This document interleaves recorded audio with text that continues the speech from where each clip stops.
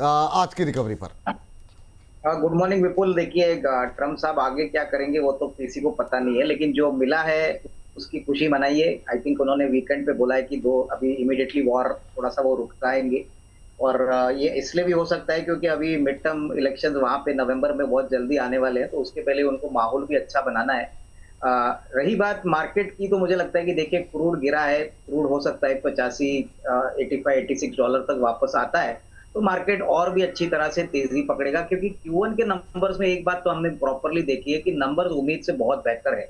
बैंकों की बात करें तो credit growth almost double digit हो चुका है, नंबर्स एब्सोल्यूट टर्म्स में बहुत अच्छे हैं। इनफैक्ट मैं आईडीएफसी फर्स्ट बैंक के नंबर देख रहा था विपुल, बहुत ही तगड़े नंबर्स, और आज स्टॉक करीबन 6-7% ऑलरेडी ऊपर खोला है। तो बैंकिंग एक अच्छा सेक्टर है, मैं समझता हूँ। डोमेस्टिक में auto auto components, hospital, hospitality, chemical, ये सारे सेक्टर्स में अच्छी परफॉर्मेंस देखने को मिली है। इंडेक्स मुझे लगता है कि शायद सेकंड हाफ में थोड़ा सा सेलिंग दिख सकता है, क्योंकि एक्सपायरी, वीकली एक्सपायरी भी कल है, तो वहां पे भी थोड़ा बहुत वोलेटिलिटी का सामना करना पड़ेगा। लेकिन जो इंपॉर्टेंट सेक्टर्स आज के लिए हैं वो रहेंगे एविएशन, ऑयल मार्केटिंग कंपनी। देखिए ये सेक्टर्स को सबसे ज्यादा बेनिफिट मिलता है जब क्रूड गिरता है। या इंडिगो में मुझे लगता है कि तेजी बरकरार रहेगी। ऑयल मार्केटिंग कंपनीज में भी आपको अच्छा खासा short to medium term view positive रहेगा। तो डेफिनेटली स्टॉक स्पेसिफिक रहिए। मेरे ख्याल से इंडेक्स तो कितना बढ़ेगा कितना गिरेगा ये कहना मुश्किल है, लेकिन डेफिनेटली स्टॉक स्पेसिफिक जो सेक्टर्स पॉजिटिव अभी प्ले आउट करेंगे वो ओएमसी और एविएशन रहेगा। ओएमसी और एविएशन पर रखेंगे नज़र, आगे चल के शेयरों पर भी बातचीत करेंगे। लेकिन उससे पहले जरा पैनल हमारा दिखा दीजिए और जरा अगली टिप्पणी ले लेते हैं। अविनाश सर, जरा ये जो जितने भी ये ओएमसीज हैं, बहुत लोगों के सवाल हैं चेन्नई पेट्रो, एमआरपीएल जैसे शेयरों पे। अभी हम लोग अपने सेगमेंट में भी हो सकता है बात करें इस पर, लेकिन ये हाई बीटा शेयर हैं, चलते हैं तो तेज चलते हैं, गिरते हैं तेज गिरते हैं। अभी एमआरपीएल, चेन्नई पेट्रो, इन दोनों पे आपका व्यू जानना चाहेंगे। आज इंट्राडे लो पे ट्रेड करता हुआ एमआरपीएल 3% नीचे, चेन्नई पेट्रो में भी 3.5% की गिरावट, 1173 का लेवल देखने को मिल रहा है। क्या व्यू रहेगा सर आपका, क्या टिप्पणी रहेगी?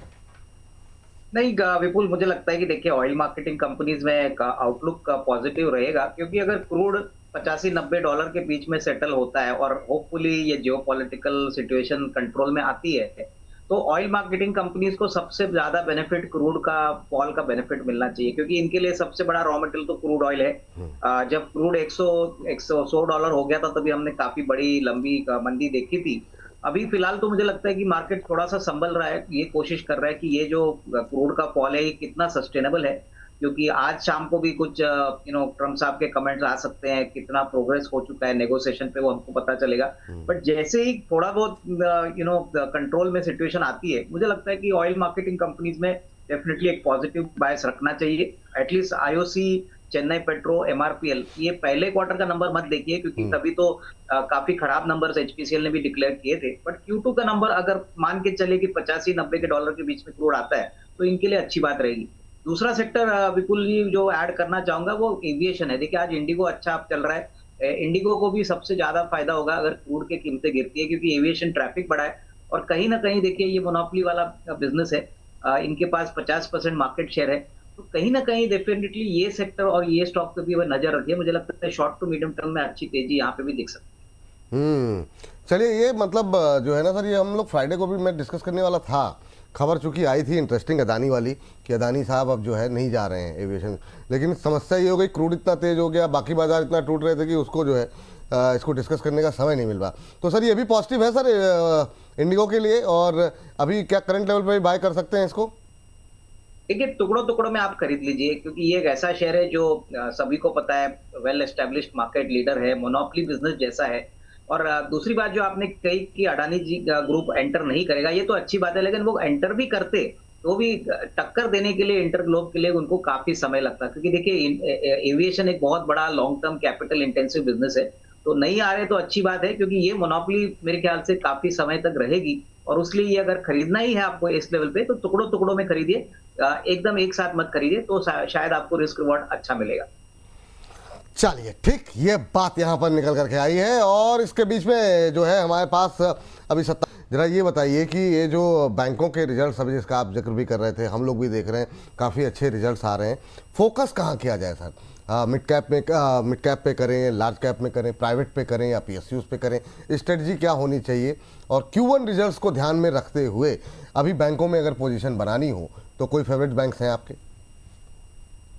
नहीं देखो विपुल, मुझे लगता है कि सरकारी बैंक्स और जो मिड साइज बैंक्स है उन्होंने नंबर्स बहुत अच्छे दिखाए। मैंने अपने पहले एक स्टेटमेंट में आपको कहा था कि आईडीएफसी फर्स्ट का नंबर अगर आप देखोगे बहुत ही तगड़े नंबर आ गए हैं। 6-7% स्टॉक आज खुला है, तो आईडीएफसी फर्स्ट बैंक पे फोकस करिए। उसके बाद मैं समझता हूँ कि फेडरल बैंक ने भी नंबर अच्छे दिखाए। उसके बाद सरकारी बैंक्स में बैंक ऑफ महाराष्ट्र देखिए, बहुत ही तगड़े नंबर्स उन्होंने Q1 में दिखाए, 50% का कासा है। और अगर बड़े सरकारी बैंक्स की बात करें तो मुझे लगता है कि एसबीआई और कैनरा बैंक यहाँ पे फोकस करना चाहिए। प्राइवेट में देखिए आईसीआईसीआई और एक्सिस बैंक छोड़ के हमको कोई दूसरा बैंक पसंद नहीं है, लेकिन वहां पे भी आईसीआईसीआई बैंक के नंबर्स इन लाइन आ गए। ऐसे कोई धमेचा बड़े री रेटिंग वाला कैसा कुछ परफॉर्मेंस नहीं है। और एक्सिस के नंबर्स ने काफी लोगों को, मार्केट के पार्टिसिपेंट्स को डिसअपॉइंट किया है।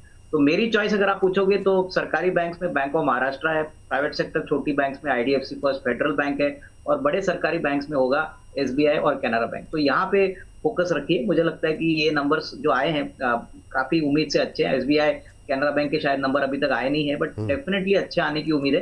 तो बैंकों के लिए मुझे लगता है अच्छी रेटिंग पॉसिबिलिटी है, जहां पे भी मैंने कहा है, क्योंकि अभी भी रिस्क रिवॉर्ड इन्वेस्टर्स के फेवर है। अभी हम डिस्कस भी करेंगे सर अगले सेगमेंट में, हमारे पहले सेगमेंट में, लेकिन कैनरा बैंक का जिक्र किया। आज रिजल्ट हैं सर इसके, कैनरा बैंक के।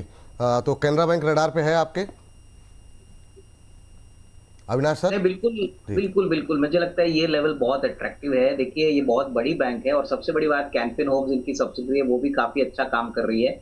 एसेट क्वालिटी ठीक ठाक है, आरओई भी काफी अच्छा है, आरओए अच्छा है। मुझे लगता है कि ये लेवल से कम एटलीस्ट फर्स्ट टारगेट 140 150 होना चाहिए। नंबर्स आने के बाद मेरे ख्याल से जब कॉन कॉल होगा उसके बाद थोड़ी सी और कमेंट्री आएगी, नंबर्स आएंगे, तो मेरे ख्याल से उसके बाद और थोड़ा अपटिक देखने की पॉसिबिलिटी रहेगी। चलिए ठीक है। इसके अलावा कोई सेक्टर जो आपको मतलब आपके रडार पर हो और जो आपको लगता है कि हालांकि बुधवार को फिर आपसे मुलाकात होगी, डिटेल में हम लोग बातचीत करेंगे, लेकिन अभी के आज की इस रिकवरी में अगर कुछ प्ले करना हो 2-4 महीने के लिए, 6 महीने के लिए, बहुत लंबा नहीं, तो कहाँ पर निगाहें रहेंगी सर आपकी? देखिए मेरे ख्याल से जो हमारा पसंदीदा सेक्टर है वो हॉस्पिटल सेक्टर है। अभी मणिपाल हॉस्पिटल का आईपीओ खुल रहा है, तो जिस प्रकार की वैल्यूएशन पे मणिपाल हॉस्पिटल आ रहा है, 25% प्रीमियम सारे हॉस्पिटल स्टॉक्स को देखें तो उस प्रीमियम पे मणिपाल हॉस्पिटल अपना इशू कर रहा है। तो जो एग्जिस्टिंग कंपनी है जैसे अपोलो हॉस्पिटल है, यथार्थ हॉस्पिटल है, पार्क मेडीवर्ल्ड है, उसके ऊपर नजर रखिए। क्योंकि देखिए जब ऐसा कोई आईपीओ आता है और इतने बड़े वैल्यूएशन पे आता है, तो जो एग्जिस्टिंग प्लेयर्स होते हैं उनके लिए और भी अच्छा माहौल बनता है। तो मैं कहूंगा कि हॉस्पिटल स्टॉक्स पे नेक्स्ट 3 to 6 मंथ में डेफिनेटली अच्छा और मोमेंटम देखने को मिलेगा, क्योंकि फंडामेंटली भी धंधा अच्छा चल रहा है। इनको कोई फर्क नहीं पड़ता इन्फ्लेशन बढ़े कम हो, क्योंकि ये एक life saving kind of business में काम करते हैं। तो यहाँ पे फोकस करिए, क्योंकि यहाँ पे क्वार्टरली नंबर भी अच्छे आएंगे और ओवरऑल मार्केट का माहौल भी इनके लिए बहुत अच्छा है। चलिए ठीक है। सर कोई डिस्क्लोजर आपकी तरफ से अविनाश सर? देखिए विपुल, जो भी स्टॉक्स आज हमने आपके शो पे बोले हैं, हो सकता है हमारे क्लाइंटों को हमने वही स्टॉक सजेस्ट किए, पर्सनल लेवल पे कोई पोजीशन नहीं है। चलिए बहुत बहुत शुक्रिया, बहुत बहुत धन्यवाद सर आज की इस चर्चा में जुड़ने के लिए और तमाम शेयरों पे बातचीत करने के लिए। बहुत बहुत धन्यवाद आपका। थोड़ी